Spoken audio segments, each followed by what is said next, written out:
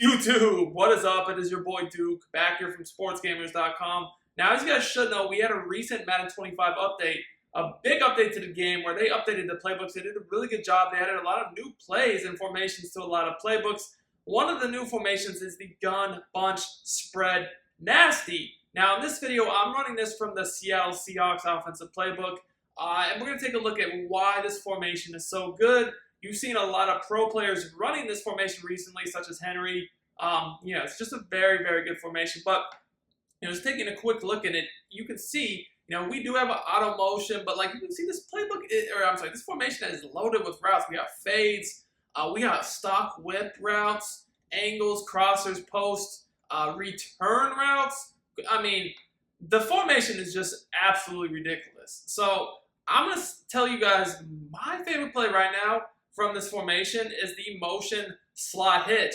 And I'm going to show you guys how you can run this against literally every single defense in the game. So we're going to go from cover 3, cover 4, cover 2, man even. And we're just going to show you, this play is crazy. So first of all, if somebody was running, a man blitz on you, let's go double mug, right? So we're going to move this ball back. I do prefer to have the bunch on the wide side of the field. When running this, just so you guys can have more room to work with to the bunch shot. Now, if you're new to the channel, I do daily Madden 25 tip videos. I do gameplays. I also do some college football 25 content. So make sure you subscribe, drop me a like, and comment on the video. It really helps me out a lot as a content creator. Continue to do these free videos for you guys. So, first of all, why do I like this play? Well, it has a stock post route to Jones that is glitchy. This is a type of post that beats both man and zone. It gets open on man, obviously, but against zone, it's a very quick and short post. It's very, very difficult to stick switch. The stick switch is very big in this game, so you got to have routes that are hard to stick switch, and this is just that. Also, we have a drag, which is not a big deal, but it just allows me to set this play up quicker so I don't have to do 1,000 hot routes. Now, if they are blitzing me, I can block the running back. If not, I can put them on a flat. Now, generally, what I do past that is pretty simple. I put the outside receiver in the bunch on a flat, the inside receiver on a whip. So basically, I have a two-way progression here.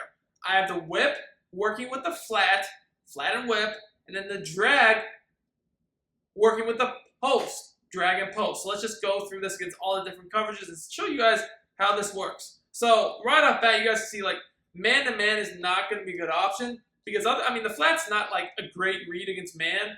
But really, more than anything, what that does is it spaces things out for us. Because, we have plenty of other man beaters here, like the whip, the drag, and the post, all can beat man. In this case, we go to the whip. That's wide open. Easy throw, right? At the same time, we don't necessarily have to go to the whip. We can go to the drag, the post. All these reads are pretty solid, honestly, against man. Here, we go for another man. Like I said, if they necessarily aren't sending the crazy splits at you, you definitely can just go ahead and send the running back out on a flat route. That is actually preferred, if at all possible. As you guys can see here, that just opens it up even more for the drag. So, you have some quick reads against this man-to-man blitz or man-to-man defense. But, not too many people are going to just run straight man on you. A lot of people are going to get in this zone. And this play, honestly, is even better, in my opinion, against zone. It's one of my favorite plays to use against all the meta zone defenses right now. A lot of people are still running the dollar, right?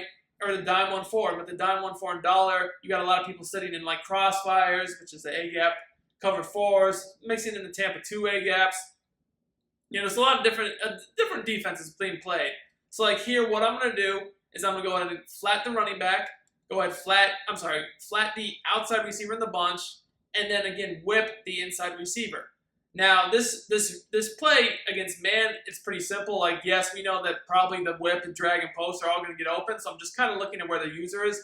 But against zone, you have to make your progressions a little bit differently. So, the first thing I do against zone is I look at the flats are covered. If you're looking to become a better Madden 25 player and win more games, check out sportsgamers.com. This is where I post all my premium content. You get all my offensive and defensive schemes, ebooks, weekly tips, blitzes, money plays, bombs, and more. I have all the best content available at the cheapest prices available anywhere. Sign up today for as little as $9.95. Click the link in the description. I also pinned it in the comments. Let's win more games and dominate together, boys.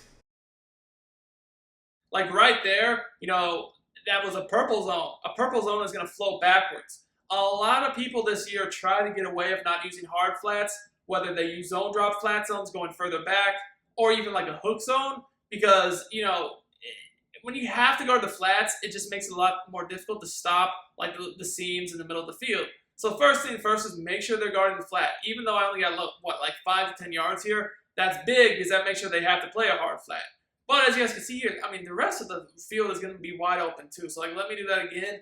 And even though the flats should be open, I'm gonna go somewhere else. So again, this play is very, very easy to run. So like, let's look here. Let's look at the right side of the field. You guys can see, bam, that's wide open. Now, why is that wide open? Well, you would say, well, a hard flat should stop that. I didn't necessarily have one. But even if I did, this purple right here, see, guards it. You know, he's having to respect a quick flat. The whip breaks open over the middle and then cuts back out easy. At the same time, they can't really user that because if they get out in the middle of the field to user that, you have the drag wide open, right? The drag is going to be open, but also remember, kind of similar to the whip and the flat, this flat is going to pull me flat zone on the left out, which gives the drag even more space to work with.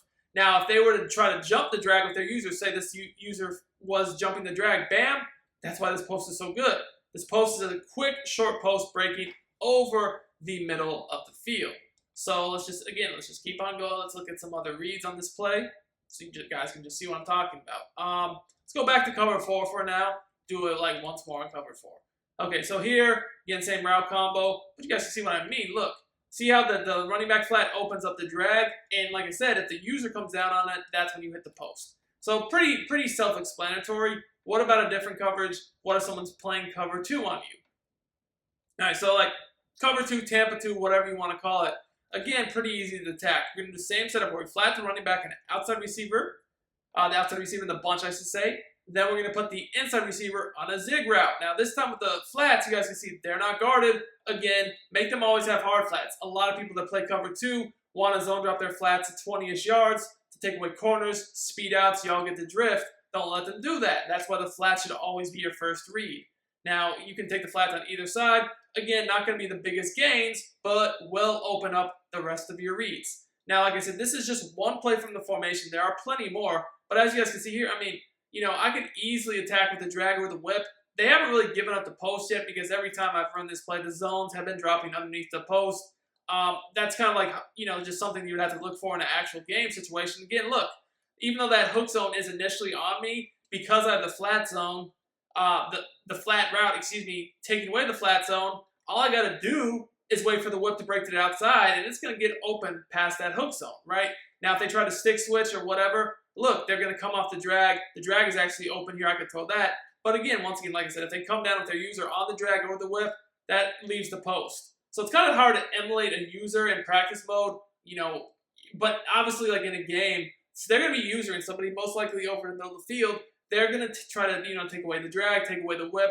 That's what's really going to open up this post route. I haven't been able to throw it yet because, like I said, this is just the CPU.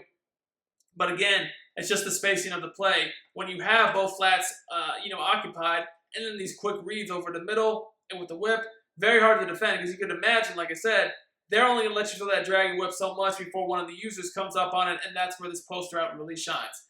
If you guys like this video, give me 500 likes on this video, and I'll post a full scheme breaking down this formation with more plays. You can mix it with this one to create an unstoppable offense. Let's get it.